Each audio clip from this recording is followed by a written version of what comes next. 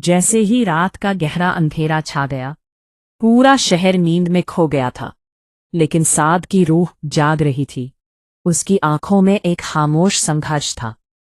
Mobile उसके हाथ में था, उसकी स्क्रीन एक चमकती रोशनी की तरह, लेकिन उसका दिल अंधेरे से भरा हुआ था। वह जानता था कि जो वह कर रहा है वह गुनाह है, फिर भी खुद को रोक नहीं पा रहा था। हर बार के बाद वह खुद से कहता, बस आखिरी बार, फिर छोड़ दूंगा। लेकिन हर आखिरी बार के बाद उसका दिल और ज्यादा भारी हो जाता। नमाज छूट चुकी थी, दुआ सिर्फ अल्फाज तक रह गई थी, और अल्लाह का नाम उसे तभी याद आता जब दिल बहुत ज्यादा घबरा जाता। रात के अंधेरे में साद अक्सर छत पर खड़ा होकर आसमान को देखता। तारे उसकी आंखों में आंसू लाते, लेकिन जुबान से सिर्फ एक सवाल निकलता, या अल्लाह, तू मुझे देखकर नफरत तो नहीं करता ना? उसे लगता था कि वह इतना गिर चुका है कि शायद अल्लाह भी उससे मुंह मोड़ चुका है। एक दिन जब वो अपनी छोटी बहन को स्कूल छोड़ने गया, उसने मस्जिद के बाहर अजान की आवाज सुनी, अल्लाहु अकबर। उसकी बहन ने मासूमियत से पूछा, भाई, अल्लाह सबसे बड़ा होता है ना? साद चुप हो गया, उसकी आंखों में जज्बात उमड़ने लगे। फिर रात आई, वही पुराना हाल, मोबाइल, अंधेरा और खुद से नफरत। अचानक उसकी माँ कमरे में आ गई। साद ने घबराकर फोन छुपा लिया। माँ ने बस इतना कहा, बेटा, आज फज्र में दुआ कर रही थी, तेरा नाम लेकर बहुत रोई।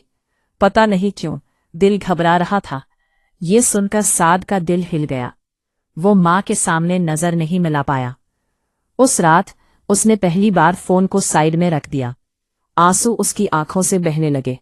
सजदे में गिर पड़ा और बोला, या अल्लाह, मैं बहुत गंदा हो चुका हूँ।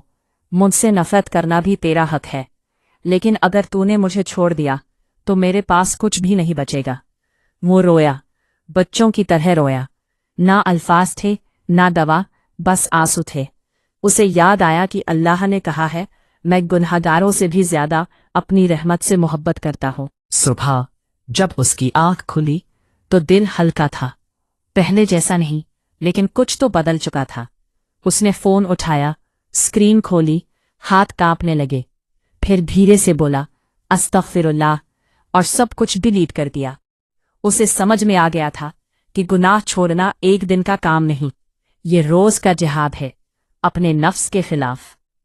उस दिन से साद परफेक्ट नहीं बना।